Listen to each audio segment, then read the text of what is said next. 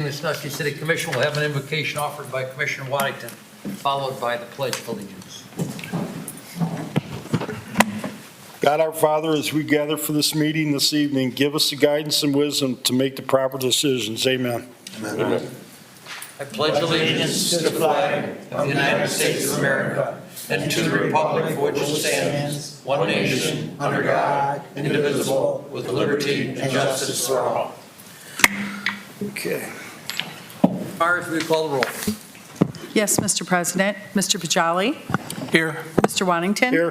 Mr. Harris? Here. Mr. Meinzer? Mr. Poole? Present. Mr. Murray? Here. Mr. Brady? Here. I believe Mr. Meinzer is with us. Where is he? He stepped out for a moment. He just stepped He'll out. be right back. Great. Commissioners, you have before you the minutes of our meeting of June the 12th, 2023. What is your pleasure? Mr. Chairman, Commissioner Pajali. I move that we accept the minutes of the June 12th, 2023 meeting and dispense with the formal read. Second. Been a motion and a second discussion.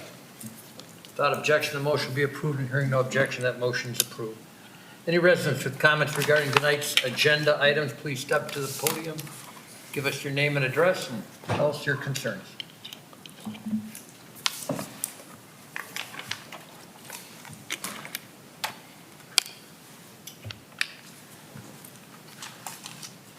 Good evening. Ryan Hodges with Firelands Habitat for Humanity, 7602 Milan Road, Sandusky. Commissioners, I'd like to thank you once again for your continued support for Firelands Habitat for Humanity, as well as your concern for the well-being of the citizens of the city of Sandusky. To date, Firelands Habitat has built 112 homes since 1990, 50 of which are in the city of Sandusky. With this agreement, I look forward to providing 5 more families with affordable housing. Thank you for your investment in the futures of these families, investing in your city, and for trusting us to come alongside you in partnership. Thanks for being here. Thank you. Additional comments from the audience on agenda items? Ms. Gilson, I understand that we have a presentation by the, Might have been somebody's name. someone getting up? Okay. Ms. Gilson, are you going to kick us off with that presentation? Absolutely. Thank you very much through the commission president to the rest of the commissioners in our audience. Tonight we have Nancy Nozak with Brandstetter Carroll with us to lead us through the preliminary draft recommendations as related to the development of a recreation center here in the city of Sandusky. It's my pleasure to ask Nancy to come on up to the podium and share with us a very robust process that we've gone through. It's worth noting that we are at the beginning stages, and although we have some draft recommendations this evening, there is still a lot to go and a lot of process to go through with the creation of a recreation center. So with that, Nancy. Thank you, Colleen. Again, I'm Nancy Nozick from Brandstetter Carroll Architects. Our office is in downtown Cleveland, so not too far east of here.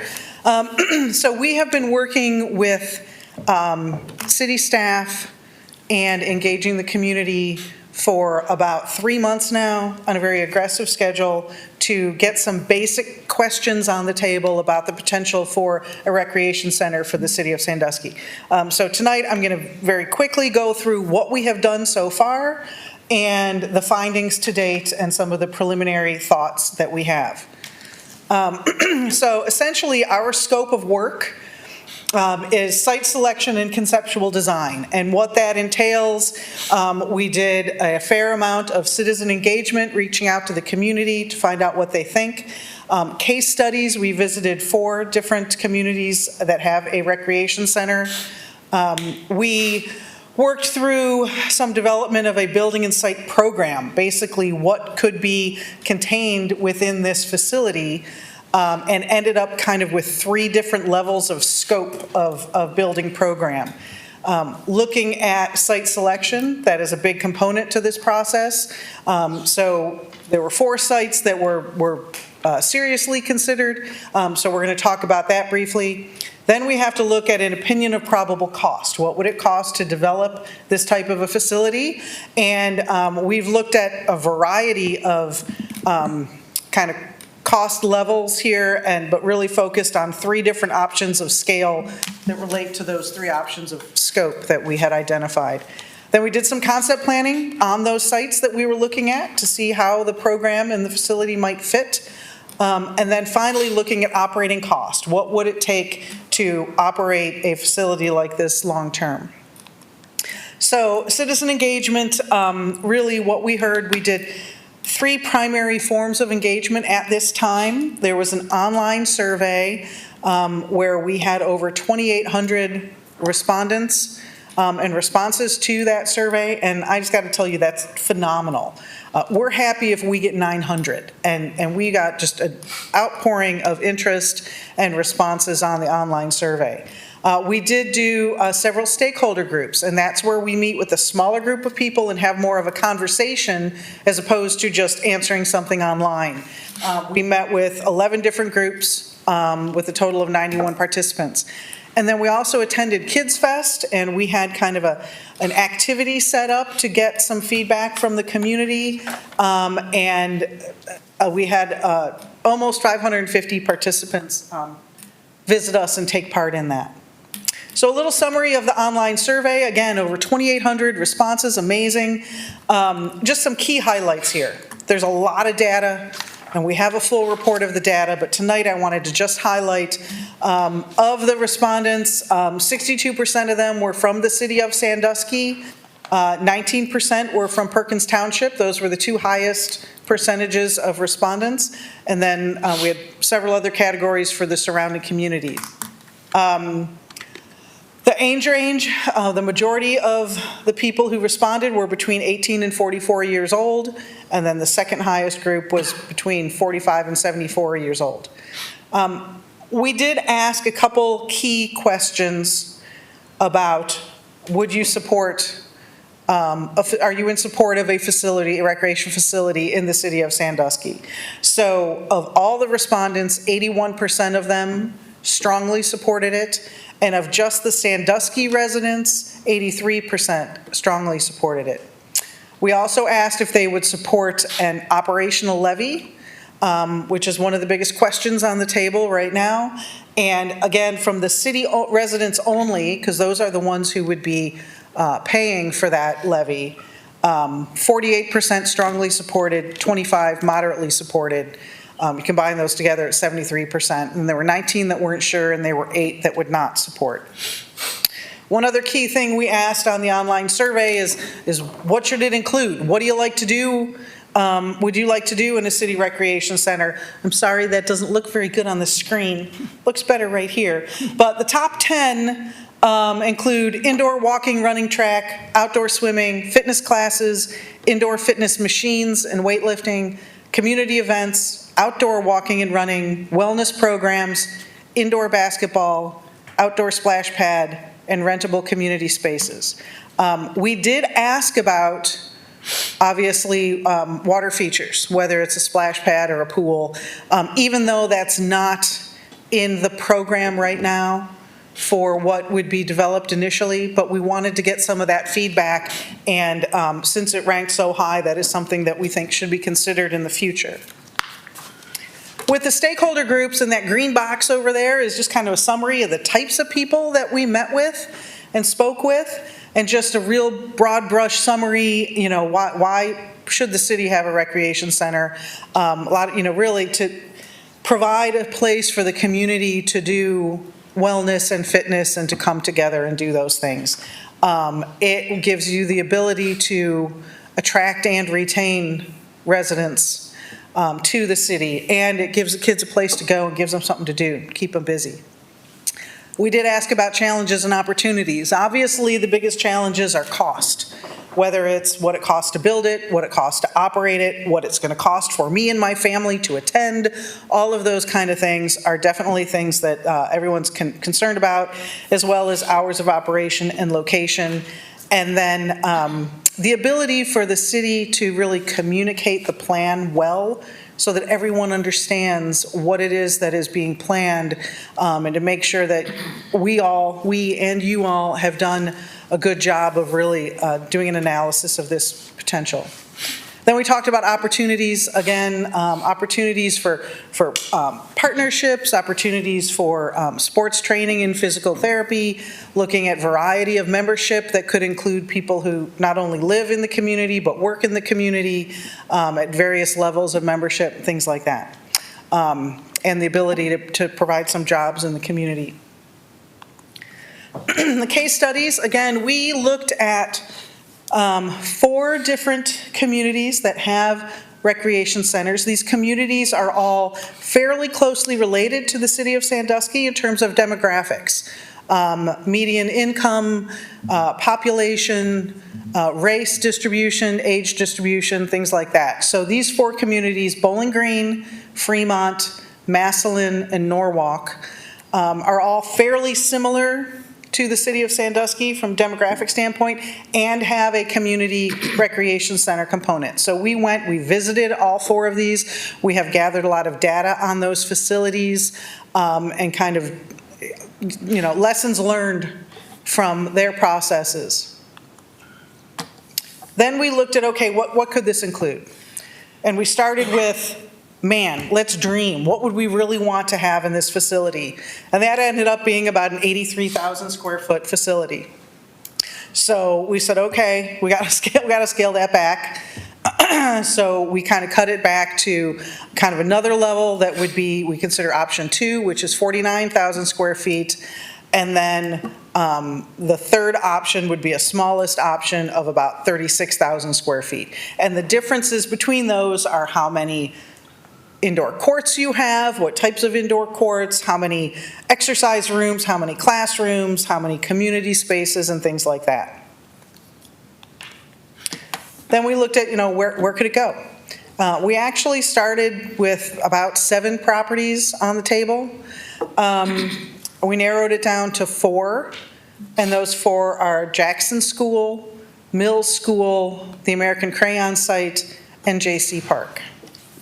So we looked at those a little closer.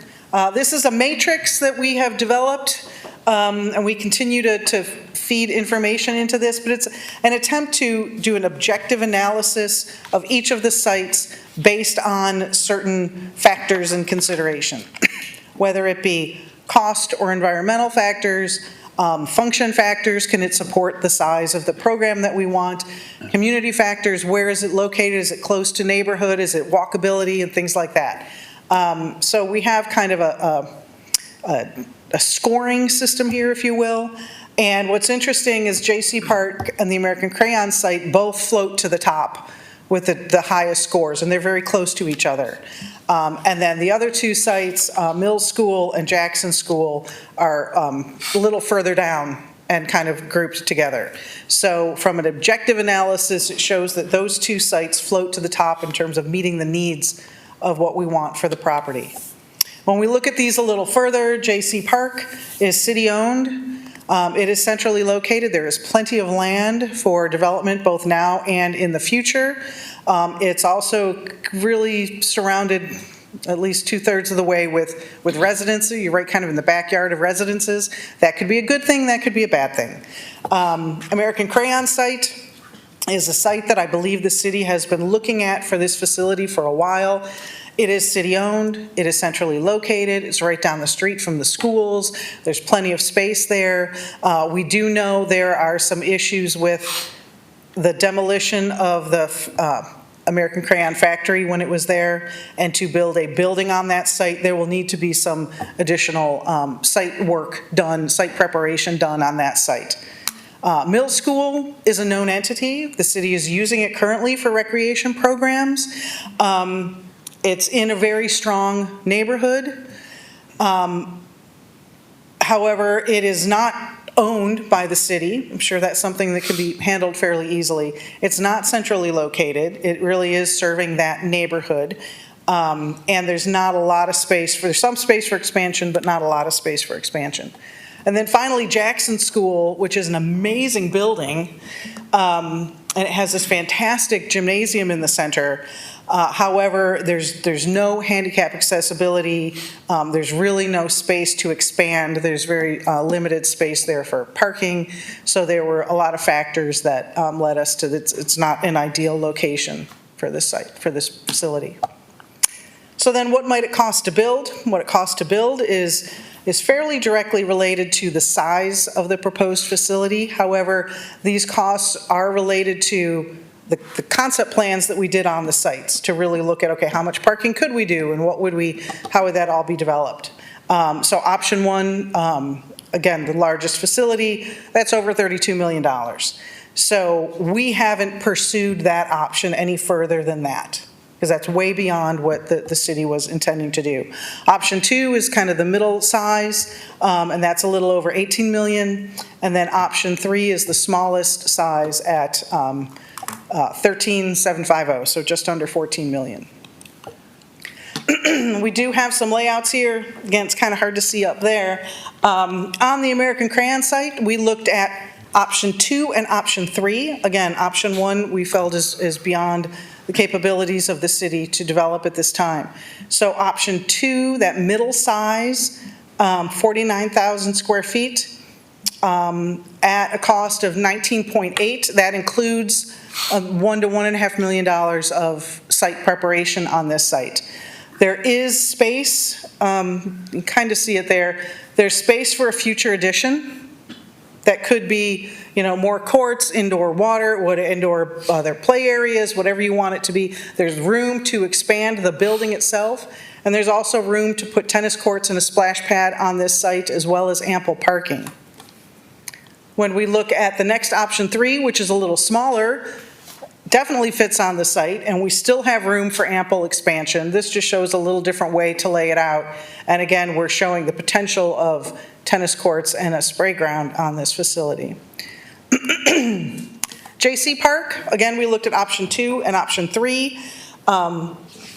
We looked at placing the building on top of the existing ball field and relocating the use of that ball field to other city-owned fields. Again, there is room for future expansion on this site. There's room for additional parking, and it's currently an existing park, city park. Option three, again, the footprint is a little smaller, still have enough room for expansion and all the other amenities that we might want to have on this site. Middle school is a little different animal. It is an existing facility. We would look at renovating parts of that facility and also adding on to it so that we have really the big pieces that are missing, which are the gymnasium spaces. So this, we would look at kind of, a two-story function here where we would kind of fill in the back part of the building with the primary new functions of the courts and renovate some of the interior. The basketball courts are kind of a two-story volume, so you can have a walking running track up on the upper level that would connect in with the existing second floor of the classrooms there. This actually provides more classroom space than we had identified in the program, but a little less opportunity for the gymnasium space. We could add on these two gymnasium spaces, but there's not room for future expansion beyond that. So then finally, what's it going to cost to operate? And looking at the case studies that we had, we got some of their operations data. We met with the law department and the finance department and really kind of looked at what numbers are comfortable and conservative. So we looked at an operating cost of $16 a square foot, just as a way to apply something across the board, and potential revenue at $4 a square foot, and we tried to identify what is that gap. So we see the gap on the three different options that we looked at in terms of how much that gap is annually. Again, the option one, the largest option, the most expensive option, we've got just under $1 million annually of that gap that wouldn't be funded. The middle option is $588,000, and the smaller option is $432,000. Looking at a potential operating levy on the ballot, that's the kind of thing, that operating levy is intended to cover that gap. But you also want it to be sustainable into the future. So you don't want it to just cover the gap. You want to make sure you have some wiggle room there for the future. So those are the things that we looked at. We, as a group, so far in our planning, have not made any decisions on any of this. We're bringing this to you to get feedback and further input as we move forward. Did I miss anything, boss? Okay. Questions or comments, Commissioners? Mr. Chairman, Commissioner Murray? a couple things. Thank you, Ms. Nossel, for your presentation. One of the questions that has been debated on the internet, I don't know why we read those crazy things, but just so that we put this out there and we clear this up, that we do now have back, I think, Mr. Orzak, this is from you, or I'm not sure who provided the feedback, maybe it's Ms. Reeder, but we do now have back from the county auditor a firm figure in terms of what this would raise. And there's some reports out there on the internet that are mistaken, talking about well over $1 million. Who can confirm the amount that we were informed by the county auditor? I can confirm. It was $672,000 is the amount the levy would generate at the 1.26 mills that we had requested them to evaluate. Okay, thank you for confirming that. One of the other things that we've talked about has been over the really years we've been talking about this. And it's really interesting to see the numbers of people who responded, right? Because that tells us there's a lot of interest in this. And to some extent, we are reacting to that interest. I think to some extent, we're probably creating that interest. But it works both ways. But we've talked about the fact that it can't be all things to all people. And we have to make a choice about direction. And for my part, we've been talking about a rec center for a long, long time. I know there is a push and pull to make it a community center. I don't think that's what this should be. I think we need to deliver what we've promised, which is a rec center. And then I do want to clarify that there has been no consideration by this commission or the staff, to the best of my knowledge, about an indoor pool. There was one comment that you made. It was probably just a slip of the tongue, and there will be no indoor pool. We're not going to compete with the Sandusky City Schools. They're going to build an indoor pool.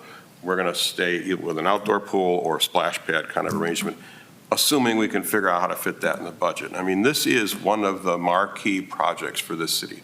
We need to get this right, and if we need to stretch a little bit, I'm fine with stretching. We'll be creative with the financing, but we will also be responsible for financing. And last thing I'd like to ask that you address is, again, the rumor mill gets going, and you would have thought most everyone in the community would be in support of the rec center, but there are some folks who apparently aren't, and they accuse us and they accuse you of ballot stuffing. They accuse you and us of ballot stuffing, and I would ask that you respond to that, what controls are in place or what analysis you can perform to demonstrate that these are valid results that we're looking at and not the result of some city employees or the 7 of us sitting behind a computer and going, yes, yes, yes, yes, 1,000 times. All right, so you're talking about the online survey, Yes. right? So when we first started this and went through, what are the questions, how do we do this? It was brought up, can we put restrictions on this so that you can only get one survey from one computer or one cell phone or one source? And we tend to recommend not to do that, because then a family member or a household can't have everyone in the household respond. You can only have one person respond from one computer. So we made the choice at that time to leave it open. And, if somebody goes to the library, they don't have a computer and they go to the library, you want people to be able to do that. So that's been a topic through this whole thing, and we actually have gone through and sorted multiple times through the process when we got early feedback. We can sort all the results from the IP address, from the actual device that was used to put the survey in. And we just did a summary of this last week. There were only about 8 instances where more than 2 responses came from the same IP address. We look at that data. We can look at what the answers are. Are they, how old they are and how they've responded. And in almost all cases, they are different. We can tell that they are different responses. So even if it's the same person, they're giving different responses. There are a large group in there that are all from the same IP address, and we're pretty sure that's us, because every handwritten response that we got, I gave to my secretary, and she plugged in all of the responses. And again, we go in and we look and see that they're all different. I did find one instance where the email address provided was the same for 2 responses. So obviously that person somehow got in there twice, but that was only one case of 2 responses that were the same. So out of 2,500 responses, we feel fairly confident that there's no evidence in the data that we have that someone was in there kind of stuffing the ballot box, if you will.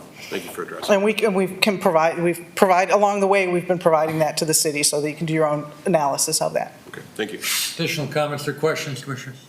Mr. Chairman, I just wondered, on this last slide, you identify revenue.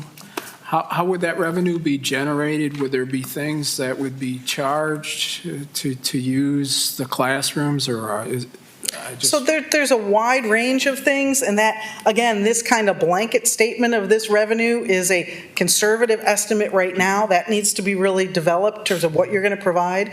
That assumes there are membership fees, family members, individual members, a difference between a City of Sandusky resident and a non-resident in terms of what they would pay for fees. It also assumed there could be some classes that you have to, pay for those additional classes. There are opportunities for rentals of some spaces. So there's a wide variety of things. Those don't factor, it's the membership fees is what is the primary revenue for a facility like this, but there are a few others that filter in as well. And Mr. Chairman, I had one other question on those, the 4 facilities that you had the comps on. How are those functioning? Do they have any challenges trying to generate enough money to function, or how? They all do. They all have a gap that they need to fill, and they fill them in different ways. Some of them, 2 of them have a set amount that comes out of the general fund every year to fund them, or from a ballot initiative that helps kind of bridge the gap. And they are, part of what we were trying to learn from them is what have you done that works and what doesn't work. And so some of them have opened up and they don't have different fees for non-residents. In this case, if you are going to have a ballot initiative where those residents are paying a tax towards it, we've all discussed that it makes sense that a non-resident would have a different rate. Some of them are opening up to 24-hour access, which is a risk. But for them, it's a way for them to compete with, LA Fitness or the other places that are 24 hours. So everybody operates a little differently. Everybody's staffing structure is a little bit different. And they're continually working on it to be more effective in how they provide programs and how they remain viable. Additional comments, Commissioner? Mr. Chairman. Commissioner Meisner? In the brainstorming or the data collection phase, I noticed that, number one, 70% was jogging and infield track. And community rooms, classrooms didn't even get half of the votes, right? And yet number 1 on your options is community rooms and classrooms. Oh, that's not a prioritization. That's Okay. just a listing of programs. Okay, so Yeah. I would say that, as Ms. Murray said, it's not going to be a community facility that I would vote for. And I think every time we try to build a structure or a government building, we sell it as a community thing, that there's going to be a meeting room and a community room. And my experience in the fire station, we built the fire station, we put a community room in, and it ended up being people coming in having wedding parties or what was the thing before the wedding? I forget what you call them, but pardon? Wedding showers and they bring in cakes and they bring in food and caters, and it's a mess. I don't want to get into that again. I think the library's got one, the fire station's got one. Every time we have a building, we say a community center. So I don't know what classroom means or what community room means, but classrooms, we have classrooms at the high school, we have classrooms everywhere. So unless that's a jazzercise or a spin or a yoga classroom, is that what that is? Well, it's a multi-purpose classroom, so there are, exercise rooms that are dedicated towards yoga. They have all the equipment around to do those kind of things. That's a classroom. The other classrooms are if you want to do dance, or if you want to do an arts program, or if you, other things that, various generation, little kids all the way up to seniors might want to do. They have a place. It's basically a flexible, everything needs to be flexible and multi-purpose, but there are some that are geared more towards physical fitness classes and some that could be geared towards other kinds of classes. We're not talking about desks and chairs, like No. coaching or mentoring or anybody. We're just talking about exercise and recreation. It's an open thank you. room, and you can fit it out however you want, and 1 hour it's used for one thing, the next hour it's used for something else. That's the intent. Okay, thank you. Additional questions, Commissioner? Mr. Chairman, Commissioner Poole? to generate your $4 a square foot, you mentioned membership. What were the numbers that you used to generate? I can't give that to you right now, but that'll be in our report. So I don't have those numbers off the top of my head right now. Okay. But we can give you that. One other thing, is in this long-term plan, is there a public meeting plan concept? Where open public meeting, is that planned for down the line or not? Can I I answer? think if you know the answer, fine, yeah. Yeah, so we still have some of those scheduled within our current scope of services. If the commission decides to put this on the ballot, there will be more community engagement, if you will, and education. So if you're going to put something on the ballot, we want to make sure everybody knows what it is. And what we're hoping is that you all get to a point where this is the size we want it to be and this is where we want it to go, so that the voter knows exactly what they're voting for. So there is some more work that needs to be done to get to that point, and we want to make sure that everybody knows. So there'd be, we're anticipating there'd be some more like public open houses or whatever, so that people can come and learn more and ask questions, and we can get the word out. Mr. Chairman, Commissioner Whiting? our next meeting's July 10th. We got the superintendent from schools coming. Hopefully we'll get a good, firm update on what's happening out there as far as the pool. What's our drop dead deadline that we have to vote and submit this to put it on the ballot? That would be August, Mr. Orzak? I believe we have to have it in by August, so the last commission meeting in July would be the last commission meeting, absent us doing a special meeting after that meeting. So, To the 24th. yeah, we had intended to bring it to you on July 10th. We can obviously wait till the second meeting in July if that's what you prefer, but we definitely are on a timeline to get that on the ballot for the election. That gives us 2 more meetings. More meetings, yes. Wow. Ms. Nozak, the next step in this process, would you say, to keep this process moving forward, at least up until we decide to put it on the ballot, would be site selection? Would that be the next piece of this puzzle? We've talked about this a lot as to what, do you need to make that decision before you decide to put it on the ballot? I don't think you do. You need to make that decision before you try and get the voters to support Election. this. So it is an important decision to be made, but I don't think it is required that that be made for you to make the decision to put it on the ballot. But do know that you do need to make that decision before too long, so that we can get out there and spread the word, and Sure. They have a definitive goal in mind for the voters. If you put something on the ballot and the voters don't know what it's for or what it's about or where it's going, It's tough. then you don't get the response that you're looking for, because they just won't, they're like, I don't know, so I'm not going to vote for it. So. Additional questions, Commissioner? Mr. Chairman, Commissioner Harris? just a couple of things. First and foremost, I'd just like to thank you for taking the time to put this together and holding several meetings and with the stakeholders and those alike.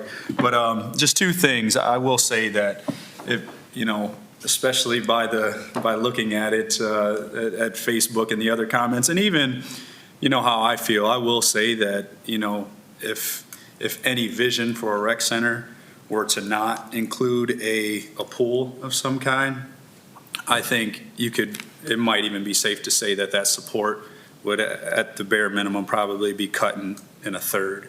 I think it's going to be really tough to get this to move forward without it. And I know, Mr. Waddington, I don't know exactly what you were getting at, and I don't know the particulars behind it, and all the brains behind it, but, you know, just a thought, and to throw it out there, I do wonder that if the schools still have a hard time with bringing their aquatic center to fruition, you know, I don't know what that might look like in terms of a potential partnership, or if that just can't happen or what, but just a thought, but hopefully we can, you know, get this figured out one way or another, and, you know, it'll be a benefit to the community, so that's all. Additional comments, Commissioner? Yeah, Mr. Chairman. Commissioner Poole? Yes, and thank you for the work you've done. You've provided a lot of information. It's very, very well done. What would be the obstruction that would cause a delay in our deciding on a location before we decide to put on the ballot? What is it? That's just up to you, whether you all can agree or not. So what we're trying to do is put forth the information and some data for you all to make a decision. And, you know, if you want to make that, it'd be great. The sooner you make that decision, the better. I just don't. I think the commission's actually had a look at your draft presentation now for, I think, 2 weeks now. And I think you've kind of given us a very clear path forward on the probabilities of where this is going to go. I guess the question I would ask this commission is, are we prepared as a commission to make that decision this evening? Does anybody here feel comfortable or uncomfortable with that? Mr. Chairman, Commissioner Meisner? I'm ready to move to, I believe that the American Crane site would be the ideal site, so I make a motion that tonight we choose American Crane as a site that we put the recreation center in. A motion, is there a second? I'll second that. And a motion and a second discussion. Chairman, Mr. Murray? the J.C. Park is interesting, and I didn't know that would score as high as it did. But the American Crane site is one of the sites we've been talking about for a long time. It's a very visible site. It has way more traffic than J.C. Park is going to get. It's right next to the schools. It's smack dab in the middle of town. I think it's the perfect spot. Additional discussion. Mr. Chairman, Mr. Poole? I'm really not sold on the whole idea as it is. And the last place I would do is, and I've said it before, is the American Crane site. I think it's an unsuitable site because it sits next to the railroad tracks. I think of this in terms of exactly the user experience of this. 50 feet from that railroad tracks means that the building shakes every time a train goes by. If we at some point in time decide to add tennis courts outdoors or try to have a conversation, I live behind the railroad tracks, okay? You stop talking on the phone when the train goes by. You turn up the volume. I went and bought a TV that had a clicker so I could run up the volume to hear. This is just not going to be a great user experience once we're done with it. Not to mention the cracks in the foundation from the ground shaking. I can't elevate my motorcycle on a stand in my garage because it will shake off from the trains riding by. And for those of you who live in neighborhoods who don't have to worry about that because your kids play basketball in the backyard and all those kinds of things, you just don't understand that you're missing the point. This sounds great and it'll look good with our name on the building, but in reality, day in and day out, it will be it's subject to be less of a good experience for the people that use it than otherwise thought.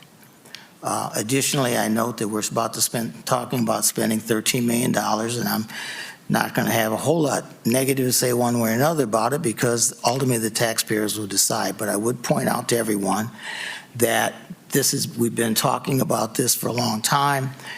She indicated we had 2,000 or so people talk about it, and here the night of the presentation, we have nobody's here. Staff's talking about this.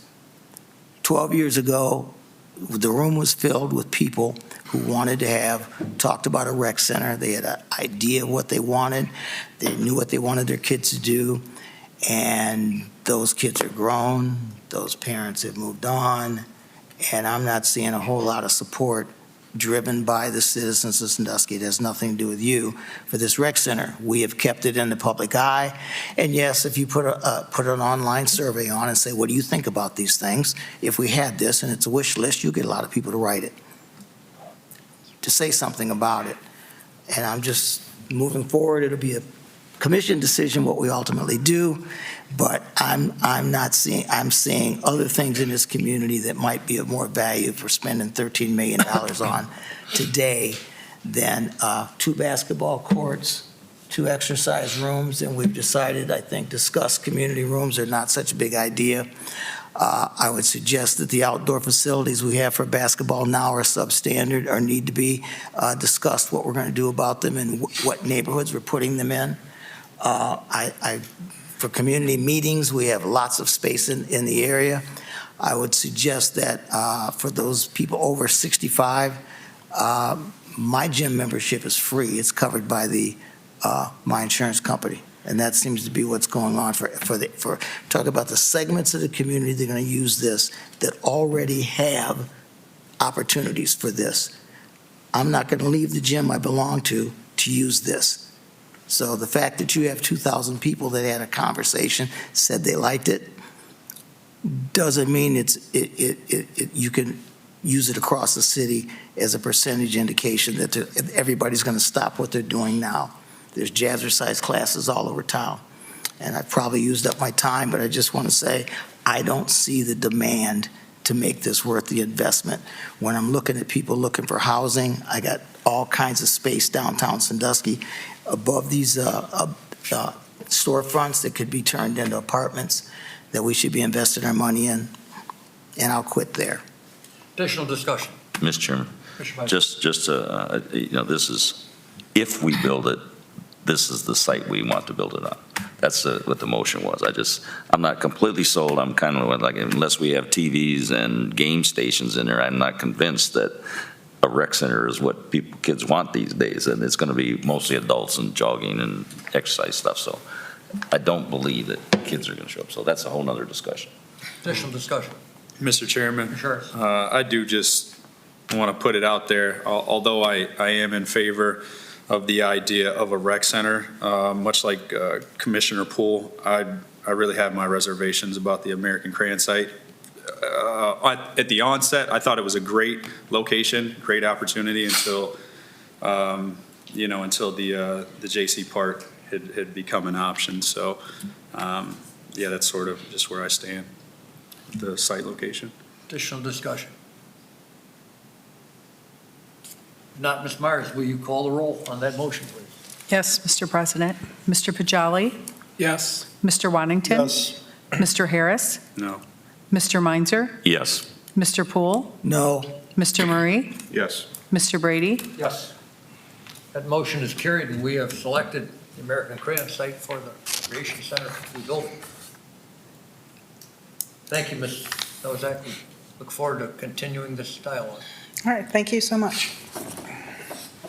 Commissioner, you have before you several communications from staff recommending various pieces of legislation. Can I have a motion to accept those communications? So moved. Second. Got a motion and a second discussion. Without objection, the motion will be approved. Hearing no objection, that motion is approved. Commissioner, we have one item on the consent agenda this evening. I don't know why we'd have a consent agenda if we only have one item on it, but that's my fault, not the clerk. I was going to say you did the agenda. Yeah, right. Can't duck that. Any of you want to move that to the regular agenda? Ms. Myers, will you present the consent agenda? Yes, Mr. President. Approval for land bank purchase and sale agreement for 8 parcels with Habitat for Humanity. Commissioner, you have heard this ordinance. How do you wish to proceed? Mr. Chairman, Commissioner Meisner. I move for the adoption of consent agenda A and declare it takes immediate effect in accordance with Section 14 City Charter. Second. Been a motion and a second discussion. I want to thank Habitat for Humanity for their participation, and they have been a great partner to this community over the years, and this solidifies that they're going to stay a partner for at least, we hope, hopefully five more homes. So thank you for being here tonight. Thank you for what you're doing in this community. Ms. Myers, will you call roll on that motion, please? Yes, Mr. President. Mr. Bajali? Yes. Mr. Waddington? Yes. Mr. Harris? Yes. Mr. Meinzer? Yes. Mr. Poole? Yes. Mr. Murray? Yes. Mr. Brady? Yes. And now on the ordinance. Mr. Bajali? Yes. Mr. Waddington? Yes. Mr. Harris? Yes. Mr. Meinzer? Yes. Mr. Poole? Yes. Mr. Murray? Yes. Mr. Brady? Yes, that ordinance is passed. Ms. Myers, you present item number 1 on the regular agenda. Yes, Mr. President. It is requested an ordinance be passed authorizing and directing the city manager to enter into a memorandum of understanding with the Erie County Board of Health for utilizing Ohio Lead Safe Home funds for the demolition of 3 condemned residential structures in the city of Sandusky and declaring that this ordinance shall take immediate effect in accordance with Section 14 of the city charter. Commissioners, having heard this ordinance, what is your pleasure? Mr. Chairman, Commissioner Waddington. I move for the adoption of this ordinance under suspension of the rules in full accordance with Section 14 of the City Charter. Second. A motion and a second discussion. Ms. Myers, will you call the roll on that motion, please? Yes, Mr. President. Mr. Bajali? Yes. Mr. Waddington? Yes. Mr. Harris? Yes. Mr. Meinzer? Yes. Mr. Poole? Yes. Mr. Murray? Yes. Mr. Brady? Yes, and now on the ordinance. Mr. Bajali? Yes. Mr. Waddington? Yes. Mr. Harris? Yes. Mr. Meinzer? Yes. Mr. Poole? Yes. Mr. Murray? Yes. Mr. Brady? Yes, that ordinance is passed. Ms. Myers, you present item number 2, please. Yes, Mr. President. It is requested an ordinance be passed authorizing and directing the city manager to approve the first and final change order for work performed by Ed Perdue and Company of Sandusky, Ohio for the CDBG fiscal year 21 demolition project number 5 in the amount of $20,475.93 and declaring that this ordinance shall take immediate effect in accordance with Section 14 of the city charter. Commissioners, having heard this ordinance, how do you wish to proceed? Mr. Chairman, Commissioner Poole. move for the adoption of this ordinance under suspension of the rules in full accordance with Section 14 of the city charter. Second. Been a motion and a second discussion. Josh, it appears we found some asbestos underneath the rubble. That's what I understand, yes. I don't know if Nicole's more prepared to speak to this, but that's my understanding is the contractor encountered more asbestos than anticipated, hence the change order. Mr. President, I can add just a bit. That was the building that collapsed at Osborne and Carr. They did an initial round of, to look at the building. The collapse was so severe from the roof and the second floor collapsing that they weren't able to go in the building and get all of the testing done. Once they started the demolition process, then they did and encountered it. So this was just a necessary step that we had to do in order to abate that property for the neighborhood. Always expensive. Ms. Myers, you call roll on that motion, please. Yes, Mr. President. Mr. Bajali? Yes. Mr. Waddington? Yes. Mr. Harris? Yes. Mr. Meinzer? Yes. Mr. Poole? Yes. Mr. Murray? Yes. Mr. Brady? Yes, and now on the ordinance. Mr. Bajali? Yes. Mr. Waddington? Yes. Mr. Harris? Yes. Mr. Meinzer? Yes. Mr. Poole? Yes. Mr. Murray? Yes. Mr. Brady? Yes, that ordinance is passed. Ms. Myers, you present item number 3. Yes, Mr. President. It is requested an ordinance be passed declaring a 1991 GMC C3500 truck as unnecessary and unfit for city use pursuant to Section 25 of the city charter, authorizing and directing the city manager to purchase a 2024 Chevrolet 350 DHD cab and chassis truck from National Auto Fleet Group of Watsonville, California for the Fleet Maintenance Department and declaring that this ordinance shall take immediate effect in accordance with Section 14 of the city charter. Commissioners, having heard this ordinance, how do you wish to proceed? Mr. Chairman, Mr. Chairman. Commissioner Murray. I move for the adoption of this ordinance pursuant to Section 14 of the city's charter. Second. Second. A motion and a second discussion. Mr. Chairman, Commissioner Waddington. when I saw Watsonville, California, that took me back about 40 years ago. I was in Aptos. I stayed there like 5 weeks. And I thought, how the heck could they? And I looked it up. Now the population's 50,000. So from my days walking along the edge of Highway 1.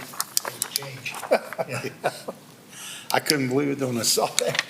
My understanding is this is an item that we appropriated several thousands of dollars to purchase this truck, and apparently we missed it by $176. So we've got to kick in the other $176.36, and still we'll probably wait a couple of years to see the truck. Bizarre. Ms. Myers, you call roll on that motion. Yes, Mr. President. Mr. Bajali? Yes. Mr. Waddington? Yes. Mr. Harris? Yes. Mr. Meinzer? Yes. Mr. Poole? Yes. Mr. Murray? Yes. Mr. Brady? Yes. And now on the ordinance. Mr. Bajali? Yes. Mr. Waddington? Yes. Mr. Harris? Yes. Mr. Meinzer? Yes. Mr. Poole? Yes. Mr. Murray? Yes. Mr. Brady? Yes. That ordinance is passed. Ms. Myers, you present item number 4. Yes, Mr. President. It is requested an ordinance be passed authorizing and directing the city manager to purchase 2 2024 Chevrolet Equinox sport utility vehicles from the National Auto Fleet Group of Watsonville, California, through the Sourcewell Cooperative Purchasing Program for the Police Department and the City Manager's Office, and declaring that this ordinance shall take immediate effect in accordance with Section 14 of the city charter. Commissioners, having heard this ordinance, how do you wish to proceed? Mr. Chairman, Which one? I move for the adoption of this ordinance under suspension of the rules in full accordance with Section 14 of the city charter. Second. Got a motion and a second discussion. Mr. Chairman, Commissioner Murray? just for the public's benefit, I'd like to make it clear that the SUV that's designated for the city manager's office actually covers a number of different departments. We have a pool vehicle that is now quite ancient and has a lot of miles on it, and it's just time to update that. But it's not as though Mr. Orzak is going to be ferried around town in the SUV. So, I believe that the vehicle we're replacing, Mr. Waddington and I rode in down to Tiffin once without any headlights early in the morning, so I'm glad we're replacing that. I can confirm that, Mr. Chairman. Ms. Myers, you call a roll on that motion, please. Yes, Mr. President. Mr. Bajali? Yes. Mr. Waddington? Yes. Mr. Harris? Yes. Mr. Meinzer? Yes. Mr. Poole? Yes. Mr. Murray? yes. Mr. Brady? Yes, and now on the ordinance. Mr. Bajali? Yes. Mr. Waddington? Yes. Mr. Harris? Yes. Mr. Meinzer? Yes. Mr. Poole? Yes. Mr. Murray? Yes. Mr. Brady? Yes, that ordinance is passed. Ms. Myers, you present item number 5, please. It is requested an ordinance be passed amending ordinance number 23-007, passed on January 9th, 2023, authorizing and directing the city manager to enter into a contract with the Great Lakes Construction Company of Hinckley, Ohio, for the Mill Street High Rate Treatment Project, and declaring that this ordinance shall take immediate effect in accordance with Section 14 of the city charter. Commissioners, having heard this ordinance, how do you wish to proceed? Mr. Chairman, Commissioner Harris? move for the adoption of this ordinance under suspension of the rules in full accordance with Section 14 of the city charter. Second. Got a motion and a second discussion. Josh, can you share with us what, I think this is just an arithmetic situation we're moving around, are we not? Yeah, yes, correct. This is for the recreation piece, Sprout Park, which is somewhat sacrificial amongst this project. How it will be restored, funded in the following arrangement: $350,000 will come from the ARPA funds, and $150,000 will be from the capital projects funds. And had we not made this correction, am I correct that we would have, that split would have then included the county bearing some of that cost, and we didn't think that was appropriate? Yes, I believe this is to help articulate that that is not the case. Correct. It does articulate that. Thank you. Additional comments or questions, Commissioner? Ms. Myers, you call the roll on that motion, please. Yes, Mr. President. Mr. Bajali? Yes. Mr. Waddington? Yes. Mr. Harris? Yes. Mr. Meinzer? Yes. Mr. Poole? Yes. Mr. Murray? Yes. Mr. Brady? Yes, and now on the ordinance. Mr. Bajali? Yes. Mr. Waddington? Yes. Mr. Harris? Yes. Mr. Meinzer? Yes. Mr. Poole? Yes. Mr. Murray? Yes. Mr. Brady? Yes, that ordinance is passed. Ms. Myers, you present item number 6, please. Yes, Mr. President. It is requested an ordinance be passed authorizing and directing the city manager to expend funds to STS Offerings LTD, doing business as osupplies.com of Sandusky, Ohio, for the purchase and installation of new office furniture for the Justice Center facility, and declaring that this ordinance shall take immediate effect in accordance with Section 14 of the city charter. Commissioners, having heard this ordinance, how do you wish to proceed? Mr. Chairman, Commissioner Meinzer? I move for the adoption of this ordinance and declare it takes immediate effect with Section 14 city charter. Second. Got a motion and a second discussion. Ms. Myers, you call the roll on that motion, please. Yes, Mr. President. Mr. Pajali? Yes. Mr. Waddington? Yes. Mr. Harris? Yes. Mr. Meinzer? Yes. Mr. Poole? Yes. Mr. Murray? Yes. Mr. Brady? Yes, and now on the ordinance. Mr. Pajali? Yes. Mr. Waddington? Yes. Mr. Harris? Yes. Mr. Meinzer? Yes. Mr. Poole? Yes. Mr. Murray? Yes. Mr. Brady? Yes, that ordinance is passed. Ms. Myers, you present item number 7, please. It is requested an ordinance be passed authorizing and directing the city manager to enter in an agreement with Medicount Management Incorporated of Cincinnati, Ohio for emergency medical billing services for the Sandusky Fire Department and declaring that this ordinance shall take immediate effect in accordance with Section 14 of the city charter. Commissioners, having heard this ordinance, what is your pleasure? Mr. Chairman, Commissioner Pajali? I would move to adopt this ordinance in accordance with Section 14 of the city charter. Second. Got a motion and a second, discussion. Mr. Chairman, I had one question. The percentages that we'll be paying Medicount Management, are those comparable to the old percentages with the group that was going out of business? It's my understanding they're significantly lower. Oh, that's even better. Our treasurer has that answer. 3%. So through the Commission President, so currently, we've been using Beacon Medical Services, and it's 7.5%. So this agreement here, we're at 4.45% for the first 3 years, and then we jump to 4.625% for years 4 through 6. So quite a bit of savings. They also put in a cap, a maximum fee that we'll be paying. In years 1 through 3, it's $52,000, and years 4 through 6, it's $55,000. So there was nothing wrong with our previous medical biller, but she was looking to retire, so we went out through the full RFP process. We got 5 different bids, but this was the best fit for the city, and it'll be a financial benefit for the EMS fund. Sounds like it. My understanding is this company works all over the state, in multi-states, is my understanding. Absolutely, yep. And that we got very, very good references from different folks. Additional discussion? Mr. Chairman, Commissioner Meinzer? since Chief D'Amico's not here and Captain Rush is here, I'm not going to beat him up too bad. But I'd just like to comment that a lot of times I remember elderly being afraid to call the ambulance because they thought they were going to get a bill. And people actually were having heart attacks or significant need for an ambulance, and they did not call. I just want to remind anybody, I don't know if anybody's listening or pays attention, but there is a hardship form that you could fill out. If you meet the criteria for the hardship, the bill will be waived. So don't be afraid to call, and the city will work with you. They have payments, and they will write off parts that if they feel that you cannot pay it. And on the other hand, if you do not have a medical necessity, and it's another issue that they run into a lot, people just dial 911, think they're going to get in the emergency room faster, or they want to go sit in the air conditioner or whatever they call it for, but you're still going to sit in the emergency room all day. You're not going to get in faster if you call 911, and you're going to get billed. And if it's not a medical necessity and you have the means to pay it, you're going to go to collection. So you must have a medical emergency before you call 911, and the city will work with you. All good points, thank you. Okay. Commissioner Meinzer? Mr. Chairman, just wanted to comment to the finance director, chief, and our interim city manager. Thank you. That was good work, putting some effort into this and getting this cut almost in half. The percentage, it's like, you could just as easily have not paid attention and we'd have been paying what we've been. Thank you. Ms. Myers, you call roll on that motion, please. Yes, Mr. President. Mr. Pajali? Yes. Mr. Waddington? Yes. Mr. Harris? Yes. Mr. Meinzer? Yes. Mr. Poole? Yes. Mr. Murray? Yes. Mr. Brady? Yes. Now on the ordinance. Mr. Pajali? Yes. Mr. Waddington? Yes. Mr. Harris? Yes. Mr. Meinzer? Yes. Mr. Poole? Yes. Mr. Murray? Yes. Mr. Brady? Yes, that ordinance is passed. Concludes our regular agenda. We'll turn to our city manager for his report.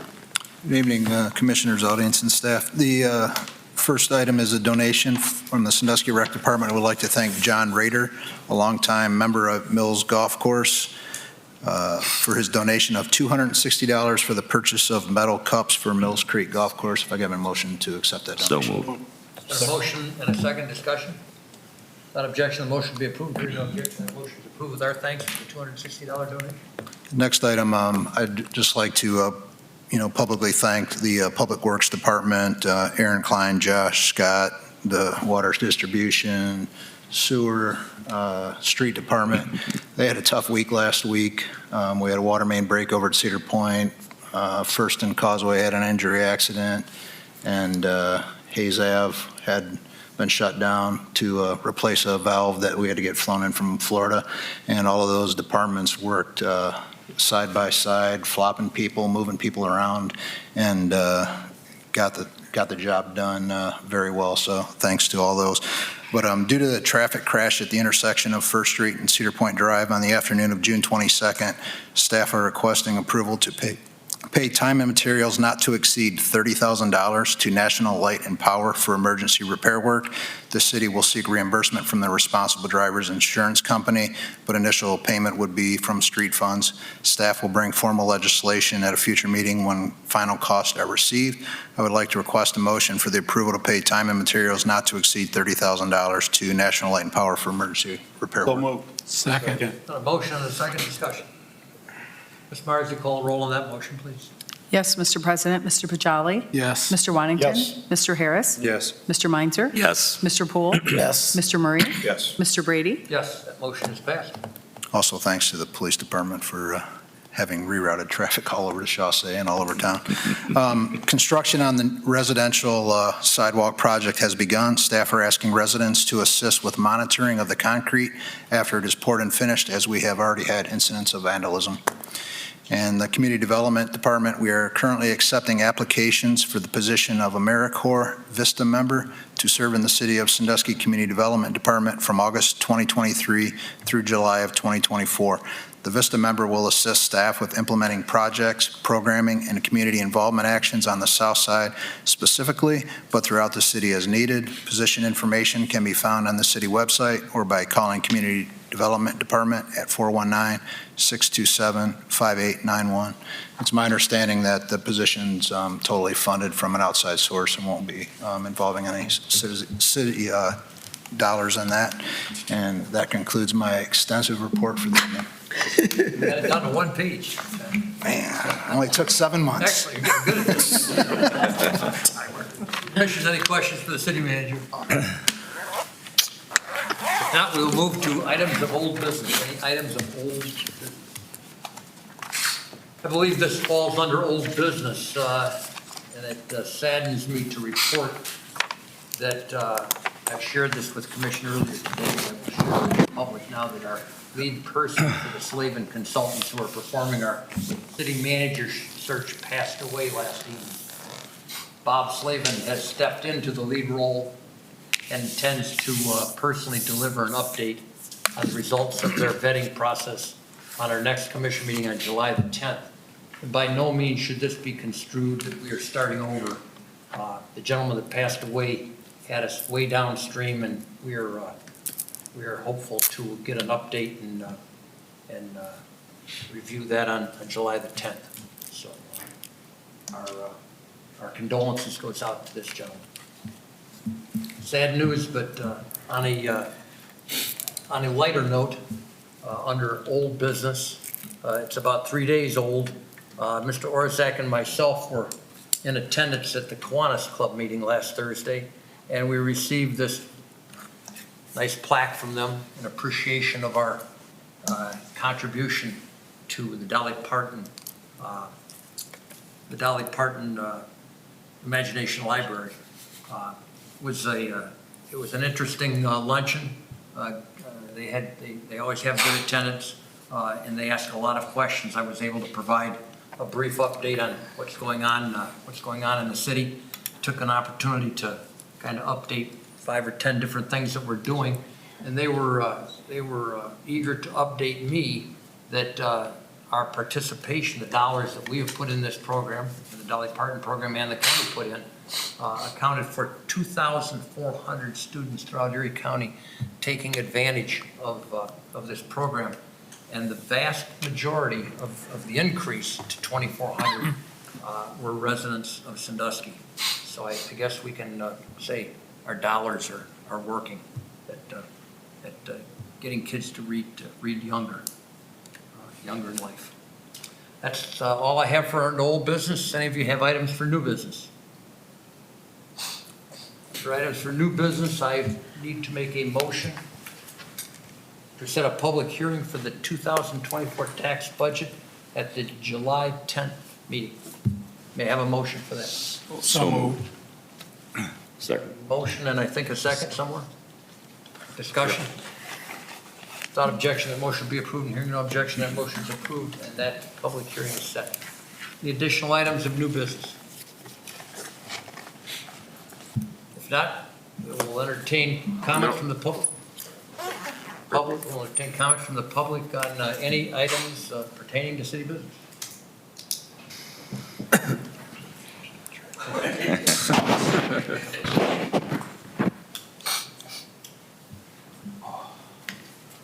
Greetings, everyone. Tom Lamarca, 206 48th Street. I think that some of the attendance or lack of the attendance tonight might have been based on the fact that people believe they couldn't comment at all regarding the recreation center. And if I'm out of line in talking about the recreation center, just let me know. But I think that the fees will be an issue with many of the taxpayers, and the word taxpayers was not mentioned as stakeholders of people that were interviewed. It was always kind of like the same group of business owners or a couple of the kids, but it didn't seem to attract the general public as I saw it.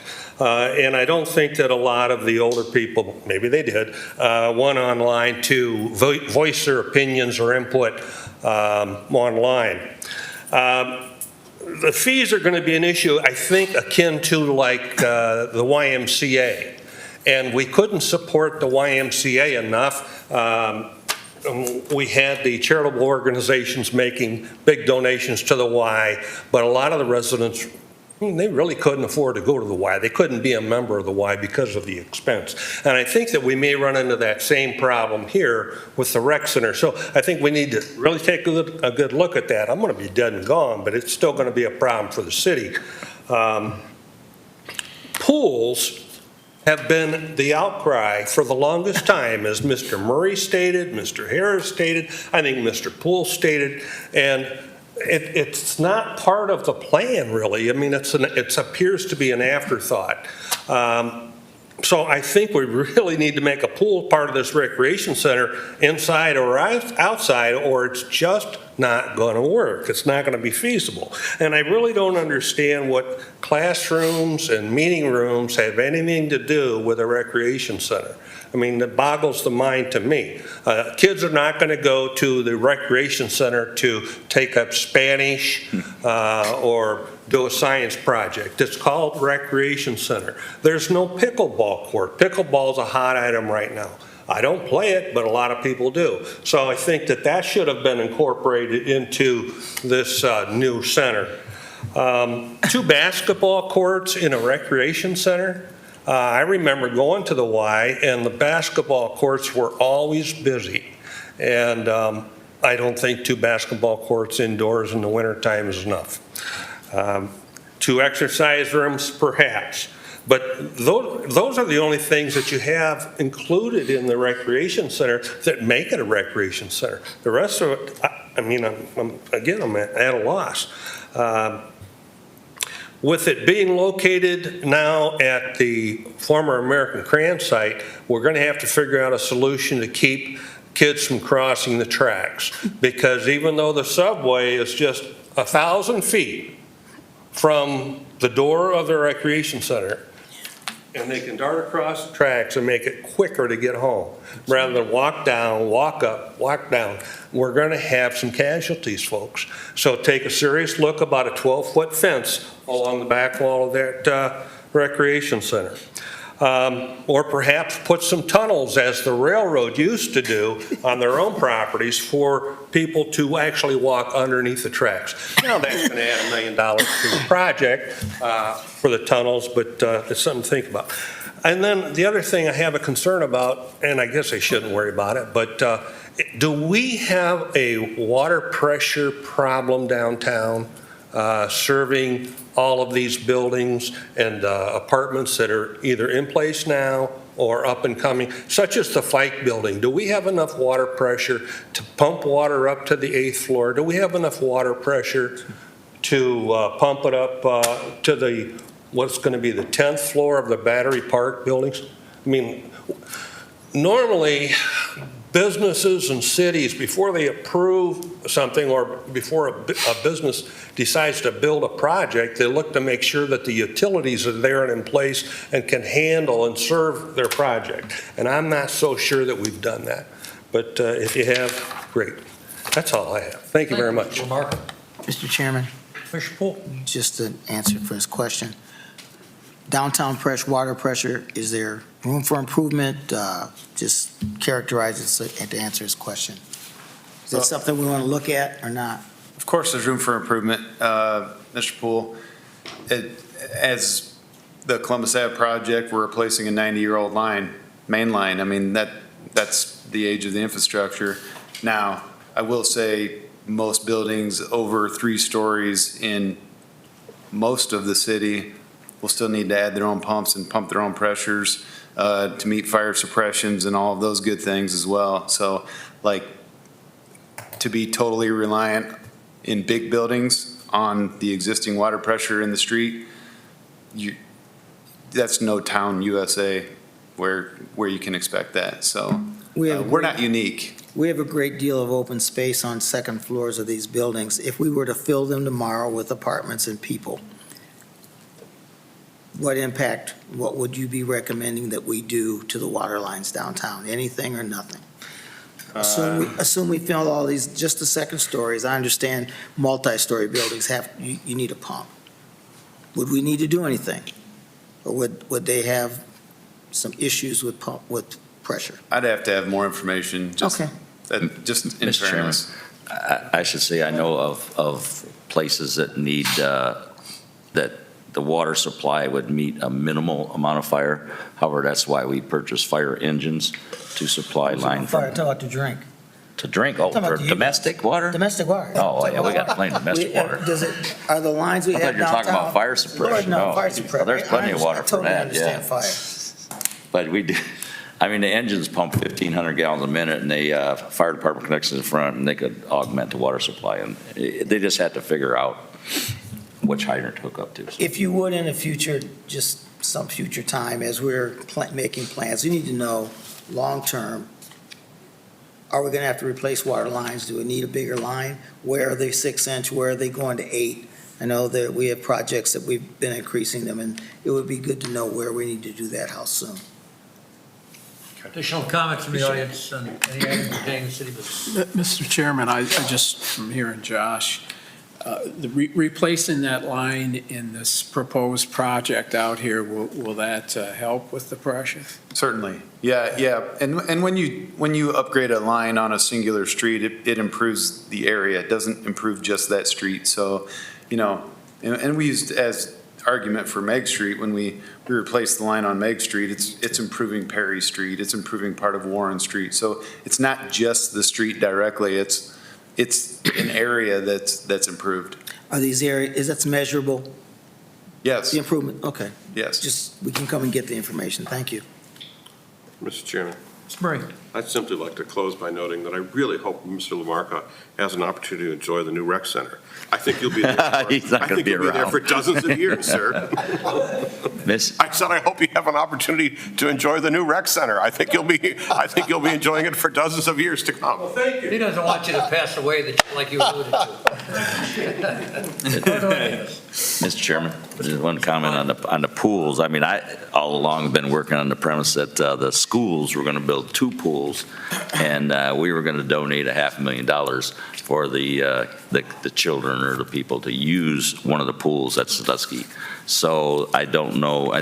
They're running into issues with fundraising. I think we have something coming up on the agenda in the future that's going to address that. But that's what I've been going on, that the schools were going to build 2 pools. Mr. Chairman, to clarify this, didn't schools decide that was not going to happen? It's like, that's a dead issue, correct? 2 pools, yeah. Yeah, it's going to be one pool. One pool. That's what I thought, so, I mean, it's been come up twice here, and it's like, it's all, that was decided 2 months ago, that one pool. So is the $500,000 off? I never agreed that to begin with. I think we're going to be getting an update from the superintendent on our July the 10th meeting regarding that issue, so I guess we can certainly hear that out. We'll entertain a motion to adjourn. So moved. We're adjourned. Amen, they're out.